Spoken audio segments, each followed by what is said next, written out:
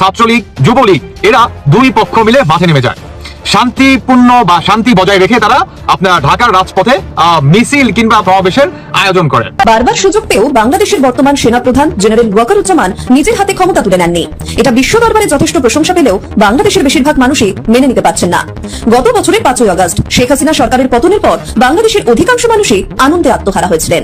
প্রধান উপদেষ্টা অধ্যাপক মোহাম্মদ ইউনূস সাহেবের বহুল আলোচিত চীন সফর শেষের পথে তো শেষ বলা যায়, তার কারণ দেশটির প্রেসিডেন্ট শি জিনপিং এর সঙ্গে তার বৈঠক হয়েছে। কিন্তু কি পেল বাংলাদেশের চেয়ে বড় কথা হচ্ছে ডক্টর মোহাম্মদ ইউনূস নিজে কি পেলেন অথবা তার সরকার কি পেলেন। এত যে ঘাতঘোর পেরানো হলো, তাকে এতটাই চীন গুরুত্ব দিচ্ছে যে তার জন্য বিশেষ বিমান পাঠিয়ে তাকে নিয়ে যাওয়া হচ্ছে এবং এই বিষয়টি গত মিনিমাম 2 মাস ধরে আলোচনা ছিল যে বিশেষ বিমান দিয়ে তাকে চীনে নিয়ে যাওয়া হচ্ছে এবং সেই বিশেষ বিমানটি যেটা ভালো বিমান পরবর্তীতে আমরা জেনেছি তার যথেষ্ট বিতর্ক হয়েছে। এটি আসলে চীন পাঠিয়েছে কিনা সেটা নিয়ে প্রশ্ন দেখা দিয়েছে। এইসব ছোটখাটো বিষয় বলে আসলে নষ্ট করতে চায় না। কথা হচ্ছে শি জিনপিং এর সঙ্গে আমাদের প্রধান উপদেষ্টা বৈঠকে তো আসলে তেমন কিছুই মেলেনি। ডক্টর মোহাম্মদ ইউনূস নোবেল পাইছেন এমনি 84 বছর বয়স সম্ভবত কাছাকাছি। এই বয়সে আইসা ওনার চুলগুলা যে সাদা হয়েছে, নোবেল পাইছে 30 নিয়া চিন্তা করে অনেক রাজনীতিবিদ ওনারে হালকা নেয়। যদিও বিষয়টা কয়েকদিন আগে আলোচনায় ছিল, কিন্তু ওইভাবে এটা নিয়ে বড় আলোচনা হয়নি। একটা অত্যন্ত ক্রাইসিসে আছি, সরকারটির নাজুক অবস্থা, সরকারটিকে আমরা দেখতে পাচ্ছি না আইনের শাসনের প্রতি যথেষ্ট শ্রদ্ধাশীল। কিন্তু রাজনৈতিক দলগুলোকেও যদি আমরা সংস্কারে আপনার কমিটেড না করতে পারি, বিশেষ করে বিএনপির মতো দলকে, তাহলে আমরা যাবো কোথায়? কিন্তু আমরা তো একটু গণতান্ত্রিক আশা পাই এই যে রিপন ভাই এখানে বসে রয়েছে, বিএনপির গুরুত্বপূর্ণ নেতা, কিন্তু তবুও আপনারা এই প্রশ্ন করতে চাই রিপন ভাই, আমরা বিএনপি কেমনি করবো এটা? বিএনপি তো আমাদের কথা শুনবে না, কারণ বিএনপি যে এই 3 বারের প্রধানমন্ত্রী 2 বারের প্রধানমন্ত্রী নিয়ে ক্ষমতায় যাওয়ার আগে প্রশ্ন তুলতে পারে, এটা আমার ধারণার বাইরে ছিল। আসসালামু আলাইকুম এভরিওয়ান, সবাই কেমন আছেন? আশা করছি সবাই ভালো এবং সুস্থ আছেন। ভিডিওর টাইটেল এবং থাম্বনেল দেখে আপনারা ইতিমধ্যে বুঝতে পেরে গিয়েছেন ভিডিওটি কতটা গুরুত্বপূর্ণ হতে যাচ্ছে। সো সম্পূর্ণ পুরো বিষয়টি দেখার জন্য ভিডিওটি এক মুহূর্ত না টেনে সম্পূর্ণ দেখে আসুন। তবে চলুন শুরু করি। বারবার সুযোগ পেয়েও বাংলাদেশের বর্তমান সেনাপ্রধান জেনারেল ওয়াকারুজ্জামান নিজের হাতে ক্ষমতা তুলে নেননি। এটা বিশ্ব দরবারে যথেষ্ট প্রশংসা পেলেও বাংলাদেশের বেশিরভাগ মানুষই মেনে নিতে পারছেন না। গত বছরের 5ই আগস্ট শেখ হাসিনা সরকারের পতনের পর বাংলাদেশের অধিকাংশ মানুষই আনন্দে আত্মহারা হয়েছিলেন। হাসিনা স্বৈরাচারী, হাসিনা এক নায়িকা।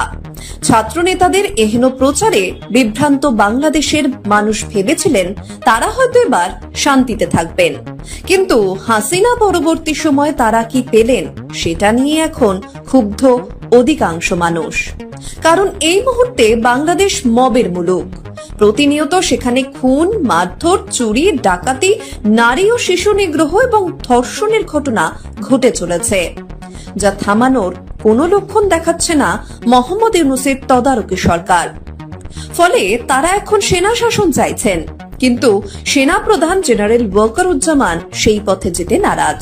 তিনি শান্তি স্থাপন করতে চান, কিন্তু প্রশ্ন উঠছে, যে দেশের সরকার ও পৃষ্ঠপোষকরা এখন মধ্যযুগীয় ইসলামিক শাসন ব্যবস্থার দিকে যেতে চাইছে, যে দেশে জঙ্গিরা মুক্ত হয়ে খোলা আকাশের নিচে ঘুরে বেড়াচ্ছে, সেই দেশে শান্তি প্রতিষ্ঠা করা কতটা কঠিন সেটা হারে হারে টের পাচ্ছেন সেনা প্রধান। তিনি এখন নিজেই স্বীকার করছেন যে কোনো সময় বাংলাদেশে বড় ধরনের নাশকতামূলক হামলা হতে পারে, আর এই খবর এসেছে বিভিন্ন গোয়েন্দা সূত্র থেকে। কিন্তু সেনা প্রধান কেন নিজের হাতে ক্ষমতা তুলে নিচ্ছেন না অথবা রাষ্ট্রপতি শাসন জারি করছেন না, সেটাই এখন মূল ভাবার বিষয়। একটি সূত্র দাবি করছে ওয়াকারুজ্জামান নিজেই একজন জামাতপন্থী, এমনকি তার পরিবারও জামায়াতে ইসলামীর সমর্থক। যেহেতু বর্তমান তদারকি সরকার জামাত শিবিরের তত্ত্বাবধানে চলছে, সেহেতু জেনারেল ওয়াকার সরকারকে মৌন সমর্থন দিয়ে যাচ্ছেন। বিষয়টা যাই হোক না কেন, এই মুহূর্তে তিনি অনেকটাই শাঁখের করাতে পড়েছেন, কারণ তার উপরে সৃষ্টি হচ্ছে প্রবল চাপ। একদিকে ভারত, অন্যদিকে মার্কিন যুক্তরাষ্ট্র। বিষয়টা খুলে বলা যাক। সম্প্রতি বাংলাদেশ ঘুরে গেলেন মার্কিন যুক্তরাষ্ট্রের অন্যতম এক শীর্ষ সামরিক কর্তা লেফটেন্যান্ট জেনারেল জোয়েল পি ভোয়েল। তার সঙ্গে ছিলেন আরো 3 জন মার্কিন সেনাকর্তা। তাৎপর্যপূর্ণ বিষয়, এই মার্কিন সেনাবাহিনীর গুরুত্বপূর্ণ প্রতিনিধি দল প্রধান উপদেষ্টা মোহাম্মদ ইউনূসের সঙ্গে দেখা করেননি। তারা সাক্ষাৎ করেননি রাষ্ট্রপতি শাহাবুদ্দিন চুপ্পুর সঙ্গেও। তারা শুধুমাত্র বৈঠক করেছেন বাংলাদেশের সেনা প্রধান ও অন্যান্য কয়েকজন পদস্থ সামরিক কর্মকর্তার সঙ্গে। এখন প্রশ্ন হলো, আচমকা কেন দক্ষিণ এশিয়ার কর্মরত এই মার্কিন সেনাকর্তা বাংলাদেশ সফরে এলেন?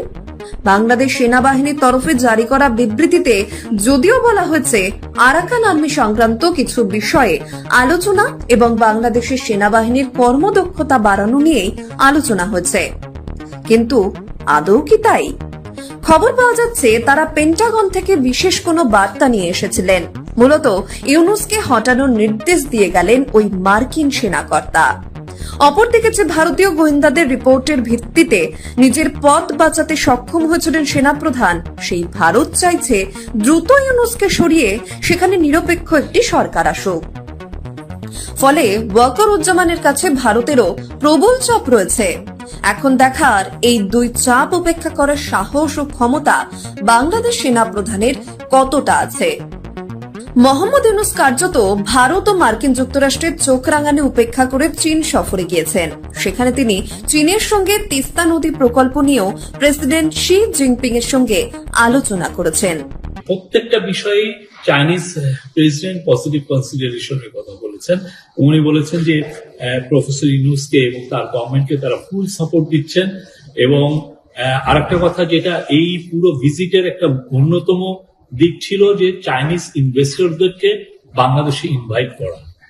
প্রফেসর ইউনুস এটা বলছিলেন, যেখানে আপনি গোয়া ফোরামে আপনি দেখেছেন যে কালকে উনি এটা বলেছেন, আজকে উনি এই কথাটা আবার বলেছেন মিটিং এ। এবং সেক্ষেত্রে প্রেসিডেন্ট শি জিনপিং বলেছেন যে উনারা এনকারেজ করবেন চাইনিজ ইনভেস্টররা যাতে বাংলাদেশে ইনভেস্ট করে। প্রস্তাবিত তিস্তা প্রকল্প নিয়ে আলোচনা, তিস্তাবের এই যে ওয়াটার রিসোর্স ম্যানেজমেন্ট ব্যাপার কোঅপারেশনের কথা এসছে, সেখানে তিস্তার বিষয়টাও এসছে, তিস্তার এই প্রকল্পের সাহায্যের কথাটাও এসছে।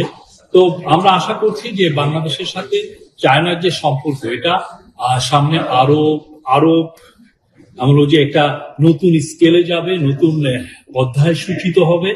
এখানে মার্কিন প্রেসিডেন্ট ডোনাল্ড ট্রাম্পের সঙ্গে চীনের সম্পর্ক যে একেবারেই ভালো নয়, সেটা মাথায় রাখা প্রয়োজন।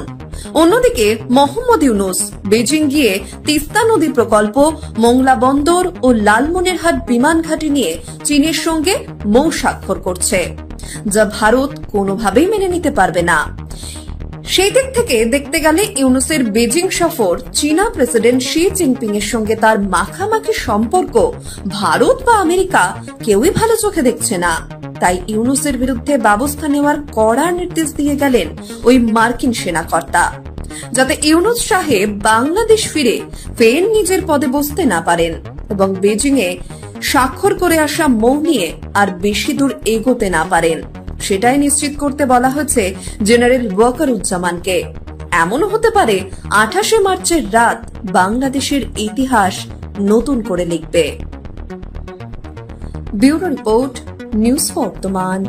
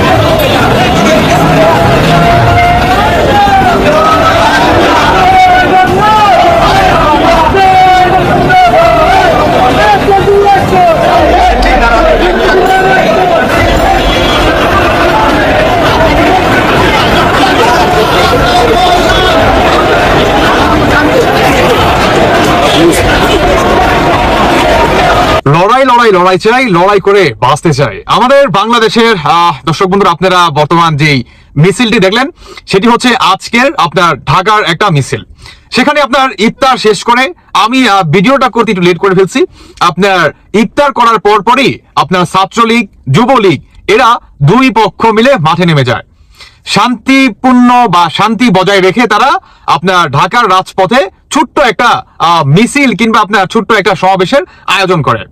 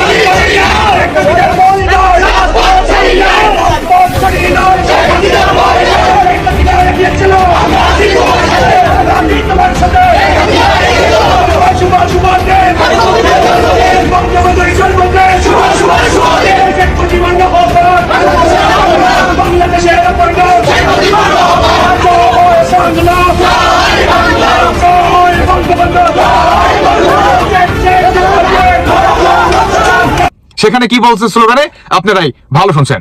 এখন আসুন, আমাদের বাংলাদেশের আপনার অন্তর্বর্তীকালে সরকারের কিংবা বিশেষভাবে সমন্বয়কারীরা তারা কেন বর্তমান আওয়ামী লীগকে ঠেকাচ্ছে না, কিংবা আওয়ামী লীগ যে এত বড় একটা আপনার মিছিল কিংবা এত বড় একটা আপনার সমাবেশ তারা করলো, সেখানে কেন পুলিশ বাহিনী, সেনাবাহিনী, কেন আদার্স অন্য পাবলিক এদেরকে কাউন্টার দিচ্ছে না বলেন তো?